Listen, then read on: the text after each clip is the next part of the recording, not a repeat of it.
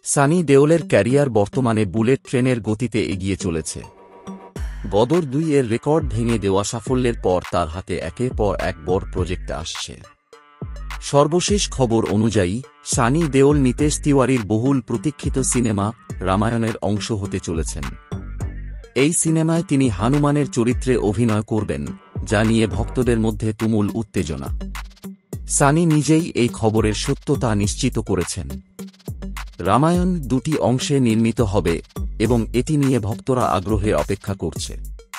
শোনা যাচ্ছে সিনেমাটি ২০২৬ সালের দীপাবলিতে মুক্তি পেতে পারে। তবে আজকের অবস্থানে পৌঁছাতে সানি দেওলের পথ এতটাও সহজ ছিল না। একটি সাক্ষাৎকারে তিনি জানিয়েছেন যে বলিউডের ক্যাম্প পলিটিক্সের কারণে শুধু তিনিই নয়, তার বাবা ধর্মেন্দ্র বহু সমস্যার মুখোমুখি হয়েছিলেন। বড় প্রোডাকশন হাউসগুলো তাদের সঙ্গে কাজ করতে চাইত না। কিন্তু সানি দেওল হাল ছাড়েননি। তিনি প্রযোজক হওয়ার সিদ্ধান্ত নেন এবং নিজেই সিনেমা তৈরি করেন। তিনি প্রমাণ করেছেন যে প্রকৃত প্রতিভাকে দমিয়ে রাখা যায় না।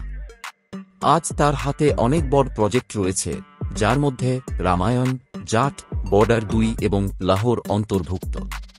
ভক্তরা এখন অধীর আগ্রহে তার আসন্ন সিনেমাগুলির জন্য অপেক্ষা করছে।